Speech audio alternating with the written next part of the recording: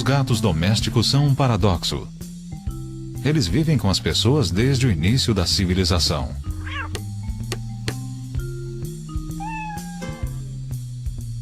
Mas tornaram-se domésticos sem perder a sua felinidade, a sua independência e sua capacidade de viver sem nós. Porém, é óbvio que eles gostam de gente e que muita gente gosta deles. Gatos e pessoas vivem em parceria.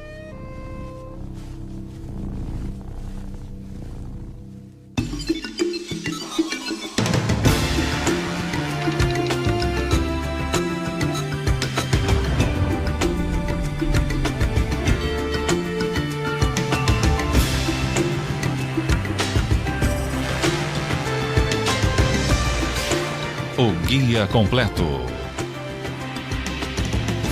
Gatos domésticos. E é uma parceria que pode começar na juventude.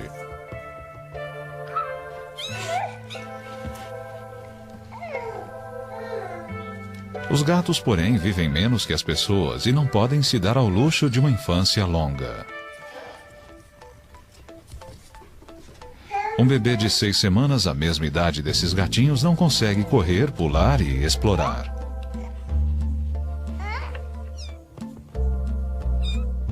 E aos 5 meses de idade, mesmo sendo ainda muito mais jovens do que esse bebê, os gatinhos já serão adultos.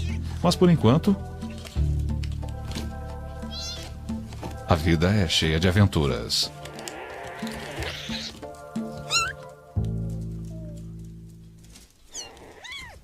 Com apenas 6 semanas, eles já estão desenvolvendo a ampla gama das habilidades felinas.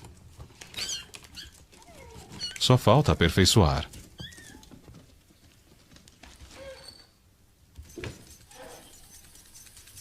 Os brinquedos mais simples podem ser educacionais, ensinando, por exemplo, a caçar.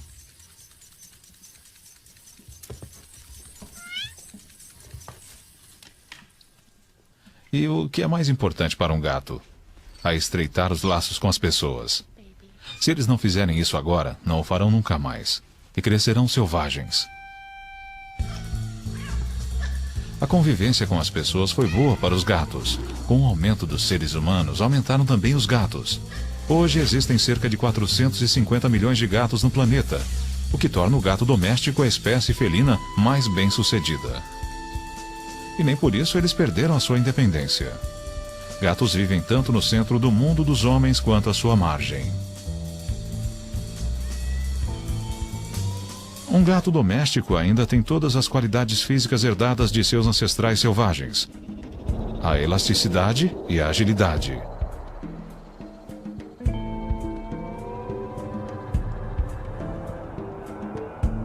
A capacidade de não se ferir quando cai, usando o reflexo de endireitar-se.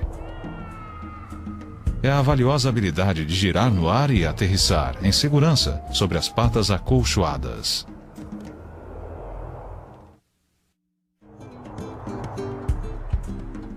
Os gatos domésticos, como os gatos selvagens, nunca fazem mais do que o necessário e passam até 18 horas por dia dormindo. Na natureza, a tendência dos gatos é caçar à noite. E os gatos domésticos conservaram os olhos de caçador, olhos que enxergam em luz 6 vezes mais fraca do que os seres humanos conseguem. Os séculos de domesticação não mudaram drasticamente o tamanho dos gatos. Nesse aspecto, quase todos são parecidos. Mas entre as raças, existem muitas outras distinções, frequentemente provocadas para satisfazer certos gostos, às vezes inexplicáveis, dos seres humanos. Mas os gatos, ao contrário de quase todos os outros animais domésticos, têm praticamente a mesma aparência e comportamento do meio selvagem. Seu relacionamento com as pessoas é uma parceria.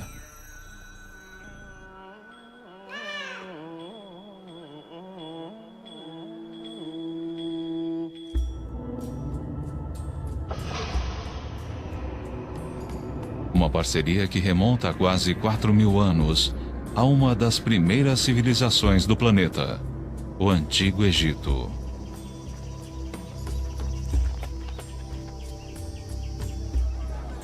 nas casas e nas ruas do Egito, hoje existe um certo tipo de gato, esbelto e vigoroso, que é muito parecido com os primeiros gatos que se associaram ao homem.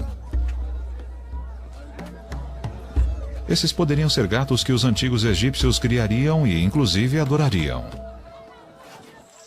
E aqui está a sua origem, o gato da Líbia. Um gato selvagem do norte da África. Um gato que se adaptou às mudanças.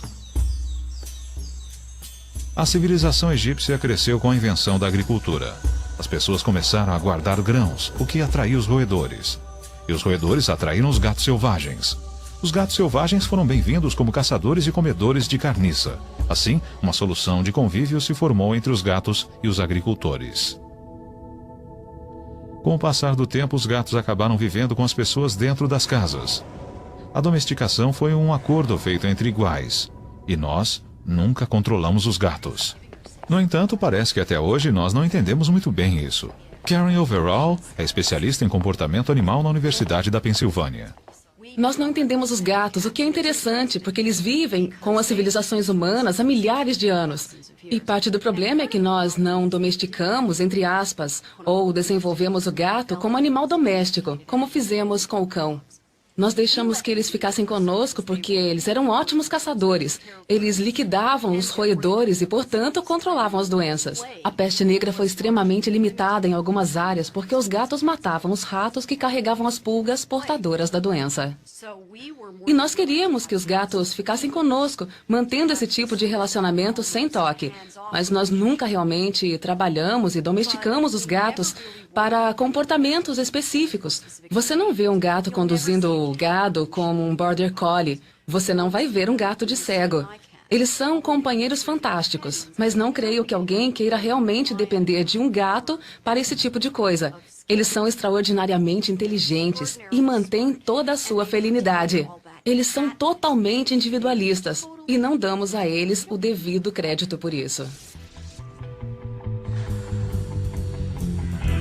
Atualmente existem 37 variedades de felinos. E a primeira coisa que as pessoas reconhecem em qualquer uma delas é a felinidade característica. É o jeito de se mover.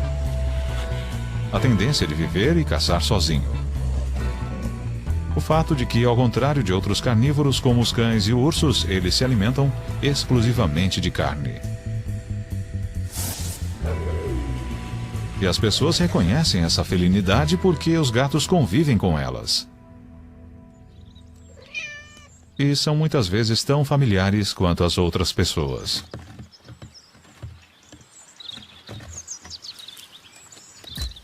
E o que é que faz do gato o animal que ele é?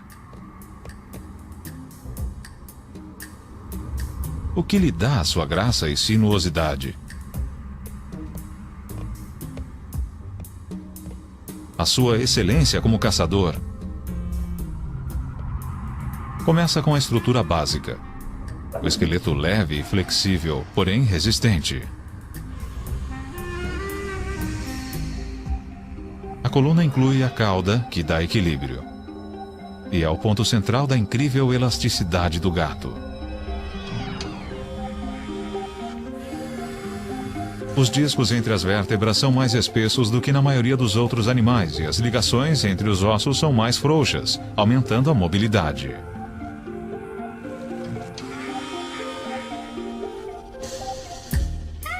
Como um bailarino fazendo ponta, o gato anda nos dedos das patas. Com isso, o comprimento da perna e o tamanho do passo ficam maiores e o gato ganha velocidade. E é por isso também que, surpreendentemente, essa junta é o tornozelo do gato e o começo da pata. Os ossos da pata são muito longos. E só os dedos fazem contato com o chão, aumentando o impulso e os saltos.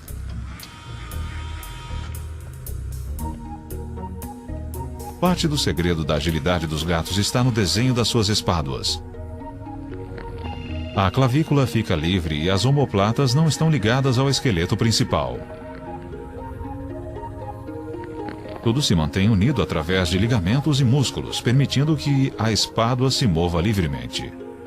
E os músculos funcionam um pouco como molas. Eles são muito mais flexíveis do que os músculos da maioria dos mamíferos. Eles expandem e se contraem como elásticos, dando ao gato força para saltar várias vezes a sua altura. Um ser humano com músculos como os de um gato saltaria do chão ao topo de uma casa. Quando um gato salta, a força vem dos músculos das pernas traseiras. Cada músculo é feito de várias fibras musculares. Elas consomem muita energia para se contrair rapidamente, e quando afrouxam, são como catapultas. Bom para explosões de velocidade, mas cansativo demais para longos percursos. O gato é um velocista e não um corredor de maratona. O gato é também um equilibrista nato. E isso porque o seu peito é muito estreito e as suas pernas dianteiras muito próximas uma da outra. Esteja ele num galho de árvore ou em cima da cerca, ele anda como se estivesse no chão.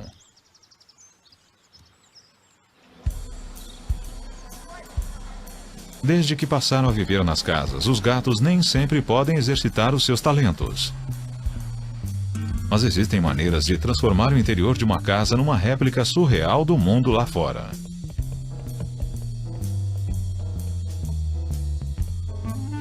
Este é o mundo que pertence a Molly, Little Jimmy, Bernard, Tom, Frank e mais 4 gatos. Como a maioria, você começa com 2 gatos. E naquela altura nós achamos que 2 era uma família perfeita. Mas uma coisa literalmente levou a outra e agora nós temos 9. E 9 gatos para nós parece normal. Nós constatamos logo no começo que quando saíamos todo dia para trabalhar, os gatos ficavam na casa. E percebemos que, se posse é 90% da propriedade, a casa na verdade era deles. Então resolvemos facilitar as coisas para os usuários, no caso os gatos. Uma coisa que nós sabemos sobre os gatos é que eles gostam de subir e andar sobre as coisas. Os gatos gostam mesmo das alturas. Eles adoram nos olhar de cima. E agora nós temos cerca de 40 metros de passarelas chegando a quase todos os cômodos. E onde nós estamos, eles estão. Como foi o seu dia hoje, Tom? Oi, Frank. Frank visita a esposa de Bob, Frances, enquanto Tom recebe toda a sua atenção. Mas por pouco tempo. Oh.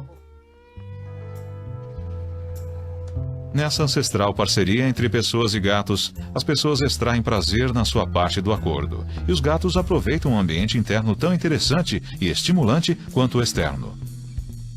Só que mais seguro.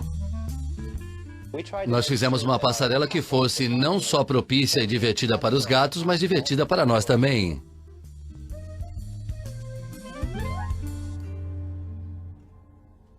Um outro requisito para a parceria com os gatos foi que esses animais essencialmente solitários aprendessem a viver uns com os outros. No Instituto de Antrozoologia, na Inglaterra, John Bradshaw vem estudando como os gatos se relacionam com os seres humanos e com outros gatos.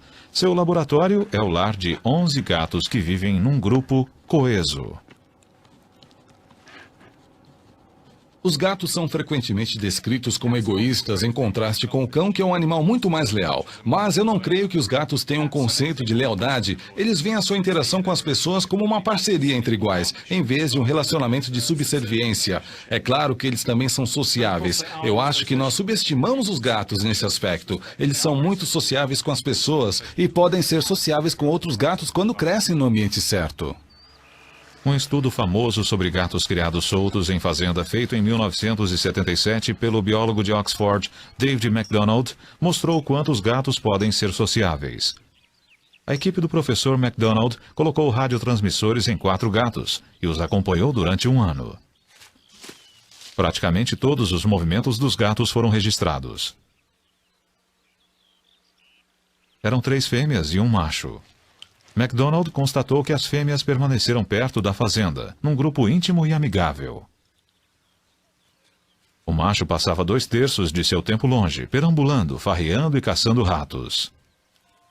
Mas ele sempre voltava para casa. O ponto alto do estudo foi quando a equipe testemunhou uma fêmea ajudando outra a dar à luz. Ela agia como parteira, inclusive na hora de cortar o cordão umbilical. Mais tarde, as duas partilharam um abrigo e cuidaram das crias uma da outra. Esse foi o primeiro registro científico de uma cooperação tão íntima entre gatos domésticos semi-selvagens e provou que, deixados à vontade, eles podem ser animais muito sociáveis. O que o trabalho de MacDonald mostrou foi que a sociedade dos gatos não segue uma hierarquia linear, como a do cão ou do lobo. Ela é muito mais uma parceria de iguais, uma cooperação entre fêmeas aparentadas que se reúnem em torno de um determinado lugar onde há bastante alimento e espaço para as crias. As técnicas modernas de controle de pragas estão levando os gatos de trabalho, os rateiros, ao desemprego.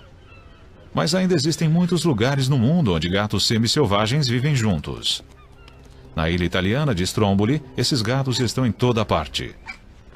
Aqui, os gatos raramente são bichos de estimação, mas há pessoas bondosas que cuidam deles e os alimentam. Uma delas é a senhora Ushi, do vilarejo de Ginostra. Há mais de 40 anos, ela alimenta uma colônia que está sempre mudando. Os grupos de gatos existem onde as pessoas fornecem grandes quantidades de alimento e elas podem fazer isso os alimentando deliberadamente ou acidentalmente deixando, por exemplo, comida do lado de fora dos restaurantes. Quando os gatos percebem que ali é uma fonte regular de alimento, eles se reúnem à sua volta e começam a formar uma colônia. E essas colônias são chances maravilhosas para se estudar o comportamento dos gatos, porque tudo acontece numa área restrita que nós podemos observar. Caso contrário, eles se espalham demais e fica bem mais difícil. Para os gatos, a convivência social implica em coisas com as quais seus ancestrais selvagens não se preocupavam. Por exemplo, a comunicação constante. Um gato selvagem pode usar o odor para marcar seu território. Mas esses gatos transformaram a marcação com odor numa linguagem. Com urina e glândulas especiais na face, eles deixam mensagens tão características quanto a voz ou uma assinatura.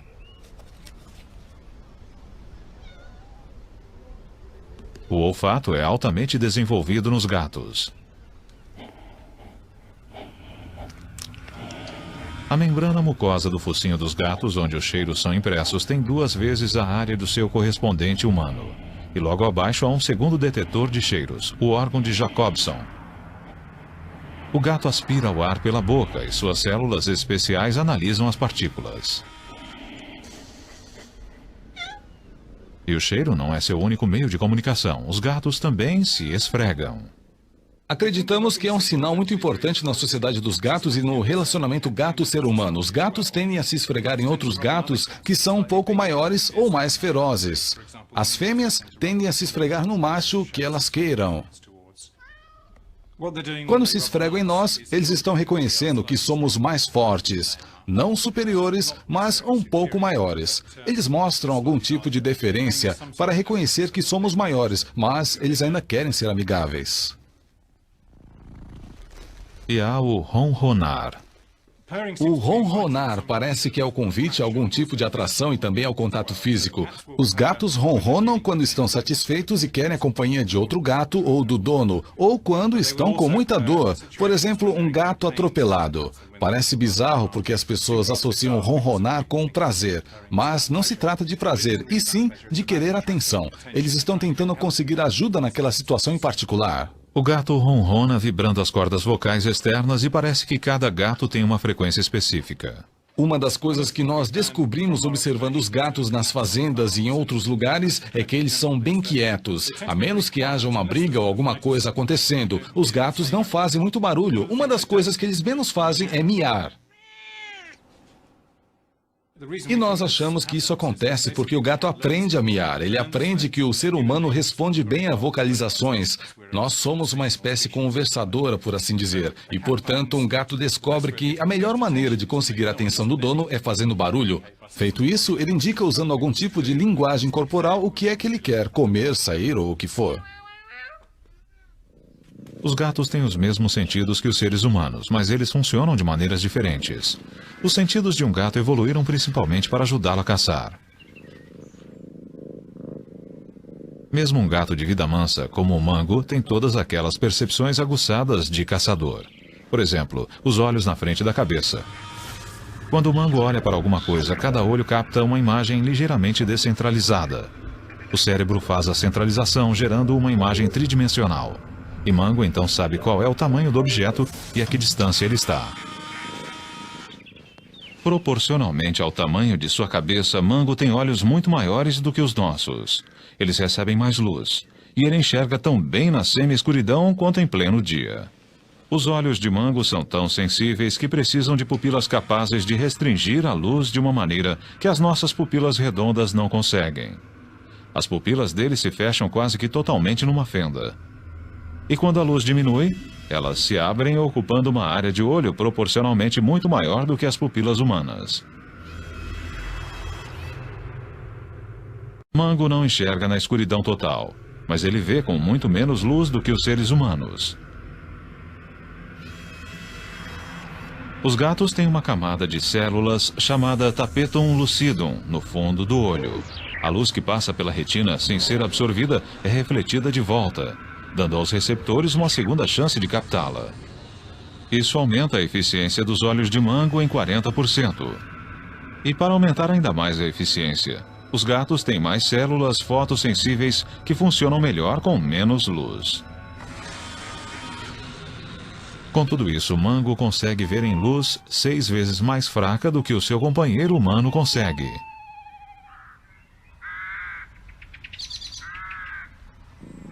Mas os gatos não são melhores que os humanos em tudo.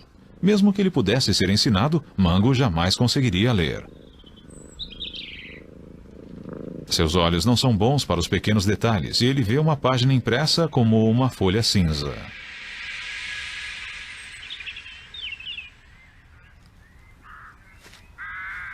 Um gato enxerga o mundo mais ou menos como alguém que perdeu os óculos.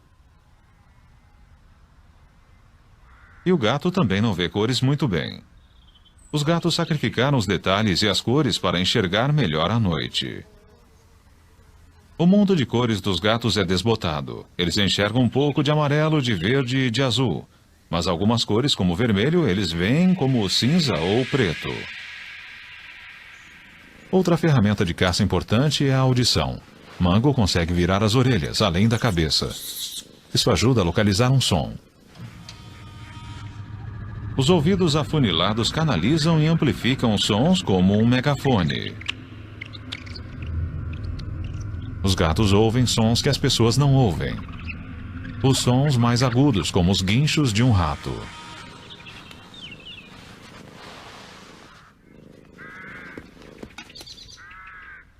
E quando um gato ouve um guincho, ele tem que saber exatamente de onde ele veio.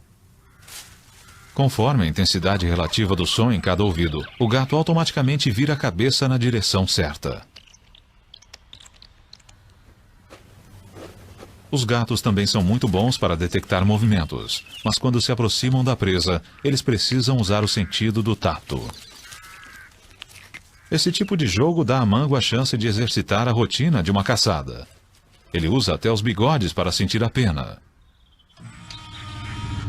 3 vezes mais grossos do que os outros pelos do gato, os fios do bigode, ou vibriças, descem a uma profundidade 3 vezes maior na pele e têm células sensíveis na base. Elas dão ao cérebro as mínimas informações sobre qualquer coisa que a vibriça toque.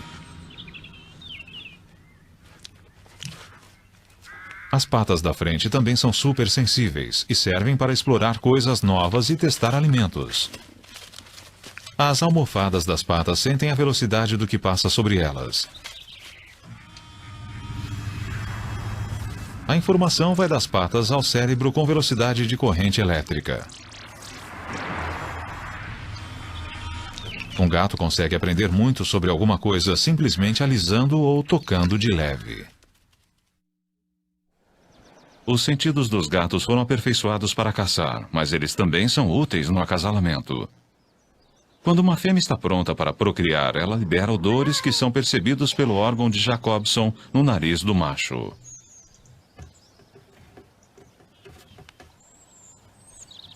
Num grupo livre, vários machos tentarão acasalar com a fêmea. Os gatinhos da ninhada podem ter mais de um pai. Acasalando livremente, a fêmea se certifica de que pelo menos alguns de seus filhotes terão os melhores genes disponíveis.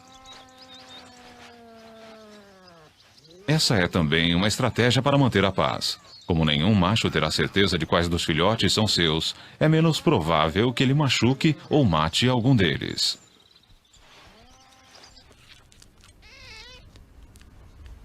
Os gatinhos nascem totalmente vulneráveis. Apesar de cobertos de pelos, eles não conseguem regular a própria temperatura. E também são cegos, surdos e incapazes de andar. Mas tudo isso é bom, porque significa que sob nenhuma circunstância eles vão se afastar da mãe e ficar expostos ao perigo. Os gatinhos seguem o cheiro e o calor das tetas da mãe.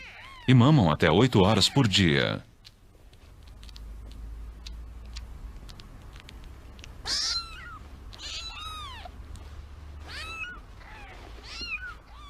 Quando não estão mamando, só há uma outra coisa que eles podem fazer: dormir.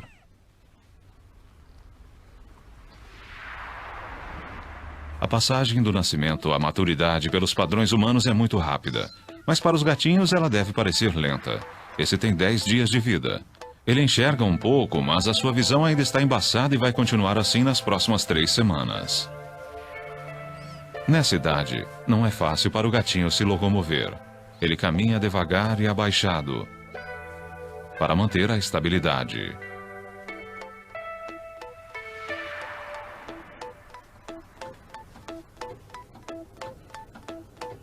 Com 3 semanas, o gatinho já está de pé e andando, embora ainda um pouco trêmulo.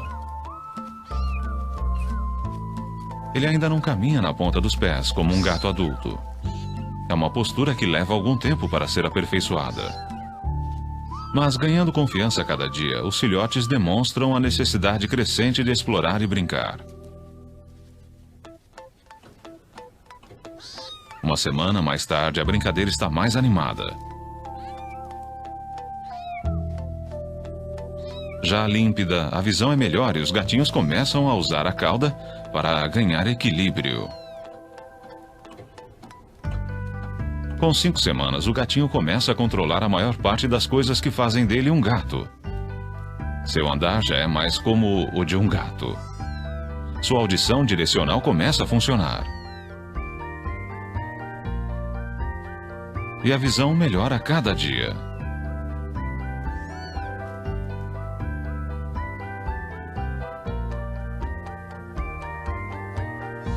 Com 6 semanas, andar não basta. As brincadeiras e a limpeza estão se desenvolvendo.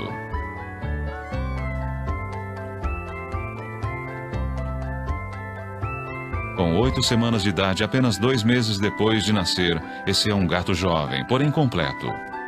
Daqui para frente, ele só vai crescer e se aperfeiçoar.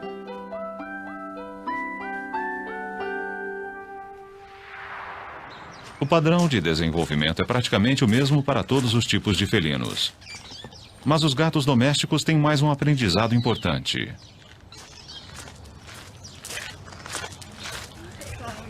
Como conviver com as pessoas. Olá, querida. Essas pessoas em Bristol, na Inglaterra, são voluntários que acariciam gatos perdidos e abandonados. Ah, boa menina. Tudo bem, meu bem. Ah, nenê. Ah, olha só que gatinhos lindos você tem. Ao contrário do que as pessoas imaginam, os gatinhos não nascem com a capacidade de interagir conosco, eles têm que aprender. É um aprendizado que começa quando seus olhos se abrem e termina por volta de 7 ou 8 semanas de idade. O gato que recebe muita atenção e que é manuseado bastante nessa idade tende a crescer ligado às pessoas. Ele vai gostar de pular no colo e ser acariciado. Um gato que é pouco manuseado vai ser mais arredio, do tipo que tolera a presença humana, mas não a procura. Se eles não encontrarem pessoas nesse período crítico, é pouco provável que sejam amistosos. A tendência é que sejam selvagens. Gatinhos de rua que não são acariciados nunca terão essa vida. A voluntária Dawn England. Nós procuramos colocá-los num ambiente o mais parecido possível com uma casa, com cortinas, tapetes e cadeiras. Assim, quando eles forem para uma casa, não vão ficar desconcertados e saberão o que esperar. A intenção é que os gatinhos sejam fáceis de lidar. É claro que as pessoas nos dizem como eles são bons gatos, bem domesticados, e é isso que nós queremos.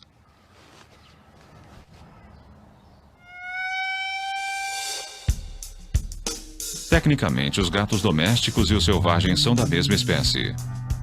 As duas principais diferenças são as habilidades sociais do gato doméstico, com as pessoas e com outros gatos, e a sua cor.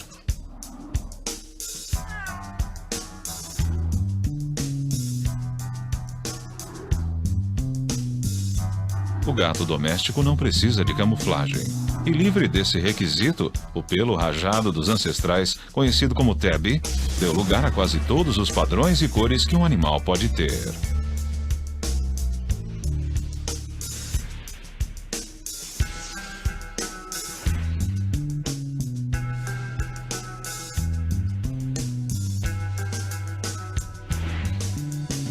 O preto foi a primeira cor nova.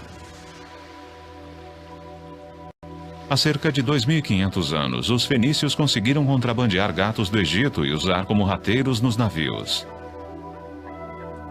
E muitos desses gatos eram pretos.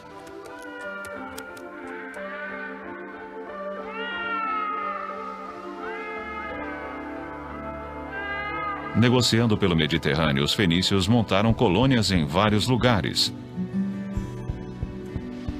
como Cartago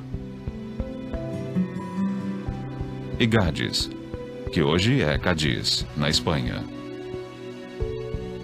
E os gatos pretos foram com eles.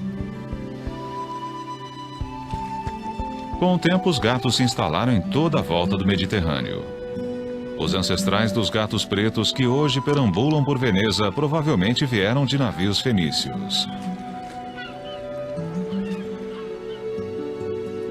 Cerca de 1000 anos depois dos fenícios, os vikings tornaram-se a grande potência marítima.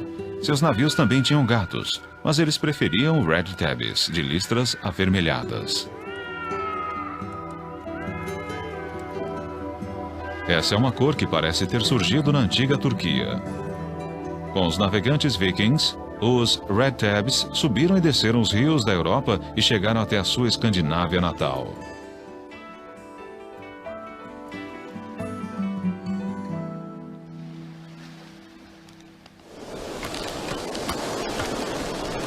Foi nos navios que os gatos de todas as cores espalharam-se pelo mundo. Todos os lugares do planeta habitados por seres humanos são também habitados pelos gatos.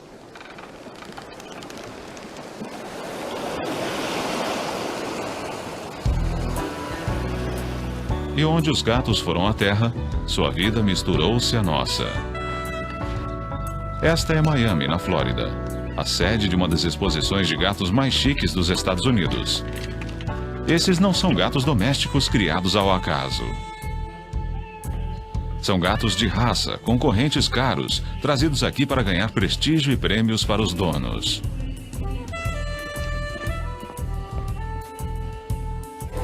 As exposições de gatos existem há pouco mais de 100 anos, e muitas das raças modernas nasceram das exposições. Muitos tipos de gatos são variações de tipos que se desenvolveram naturalmente em certas regiões. Um gato de Charolais, ligado aos cruzados e aos monges cartuchos da França.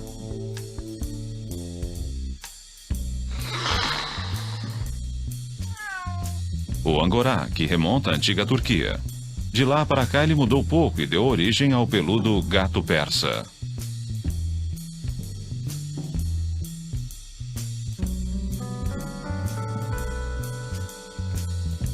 Outro peludo é o Maine Coon, um gato que se desenvolveu naturalmente no frio da Nova Inglaterra. O gato abissínio é uma variedade antiga. Até hoje, esses animais elegantes têm o visual dos primeiros gatos que se associaram ao homem. Foi uma mutação natural que deu forma ao bobtail japonês. Mas hoje ele é uma raça pura.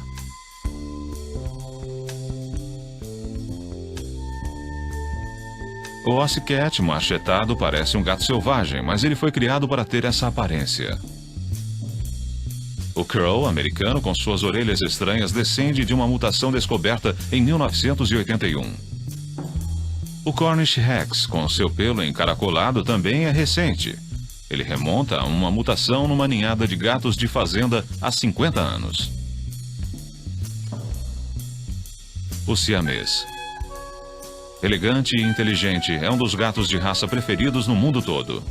Essa é também uma raça antiga, cujas origens remontam ao Sião, a atual Tailândia.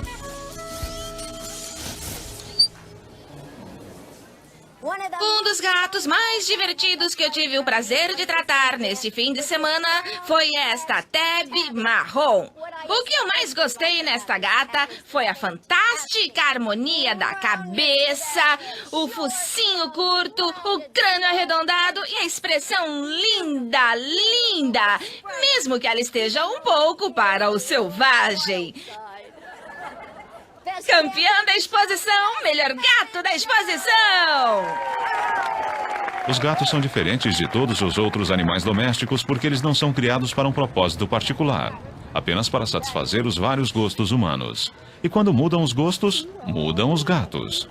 Uma exposição de gatos há pouco mais de 40 anos e um gato persa inscrito. Um gato persa inscrito hoje. Dita moda que agora os gatos persas não precisam de focinho.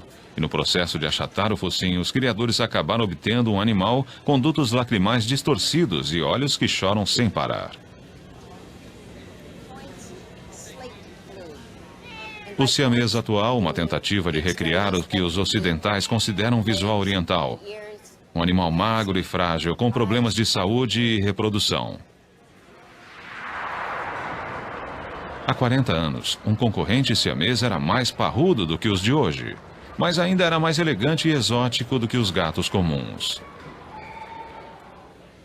Outras variações modernas do siamês. A face não é mais redonda, é triangular. E eis o triunfo da arte dos criadores. O Esfinx, um gato sem pelos. Mas esses são os aristocratas no mundo dos gatos. Longe da aristocracia felina de Miami existem gatos assim. Gatos de rua.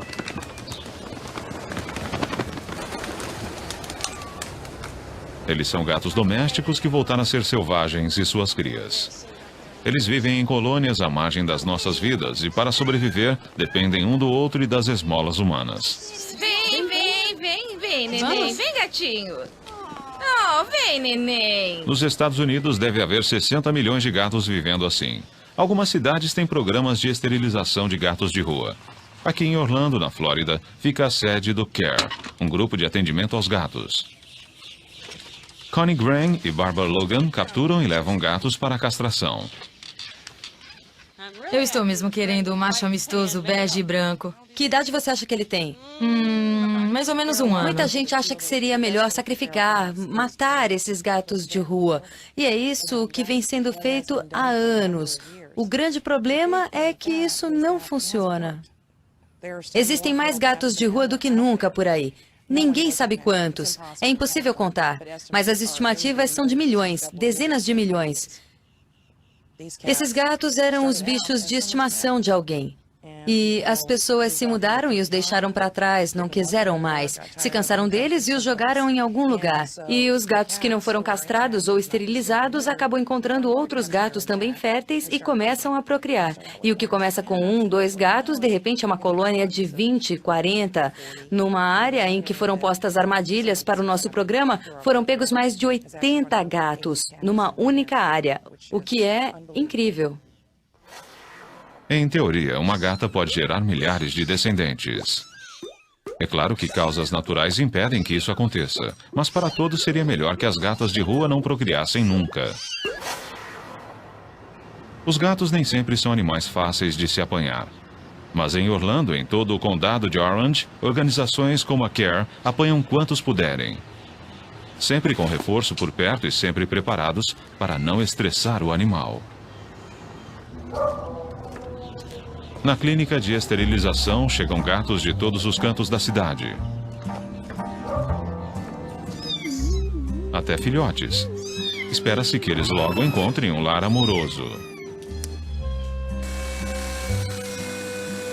É quase como uma linha de montagem. Os gatos são anestesiados, preparados e levados para serem castrados.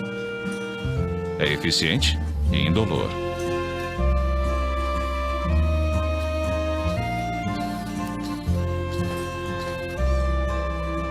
Muitos são soltos no mesmo dia, mas outros ficam em observação até o dia seguinte, para se ter certeza de que estão bem e de que a anestesia perdeu o efeito.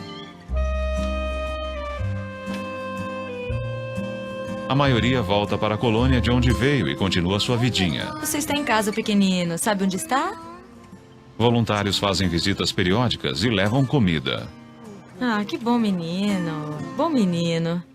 Se nós ajudarmos um pouquinho, esterilizando e vacinando contra algumas doenças que eles podem pegar, eles terão uma chance muito melhor de viver uma vida normal e, inclusive, longa.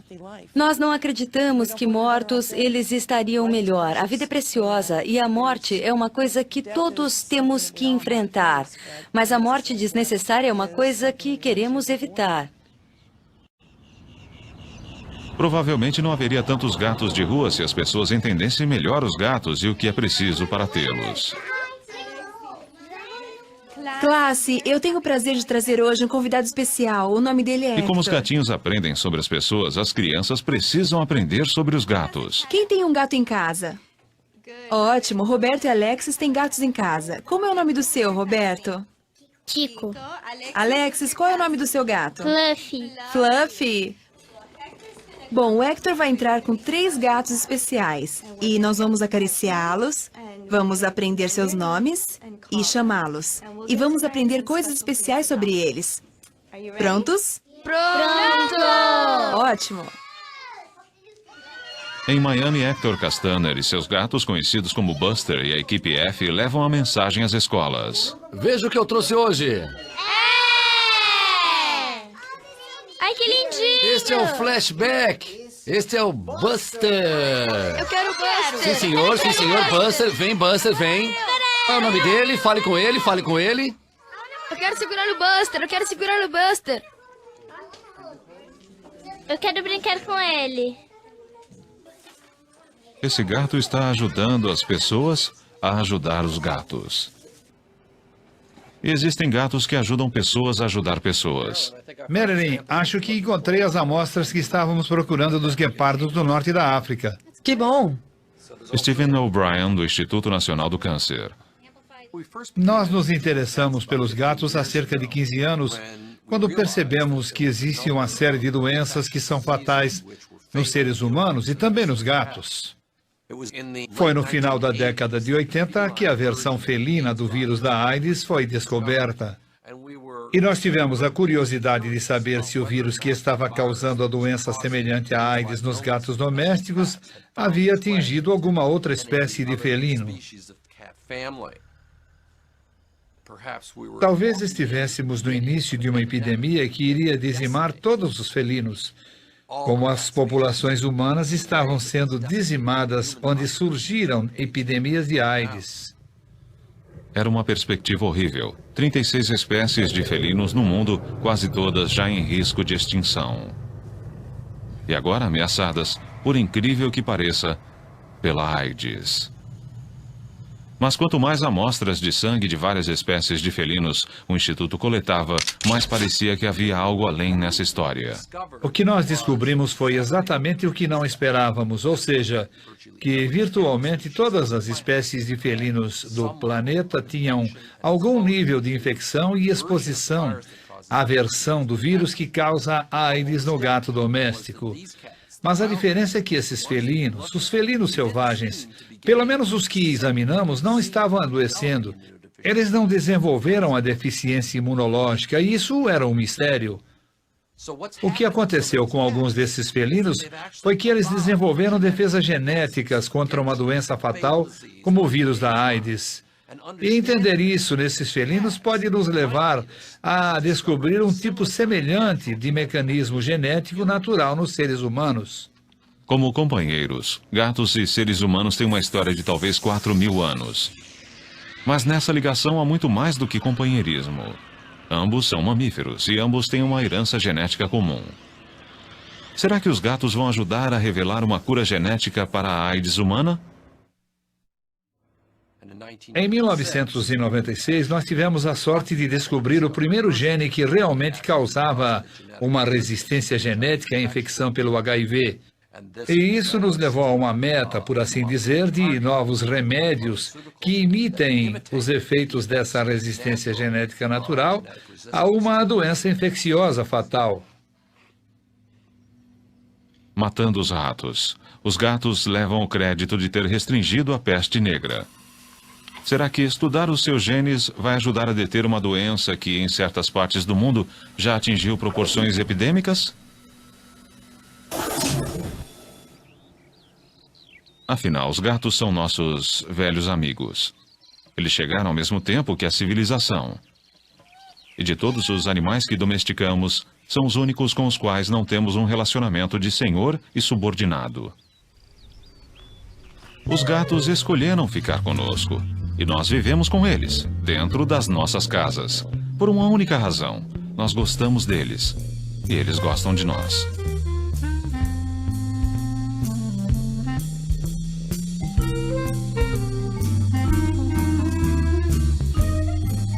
Versão brasileira, DPN Santos.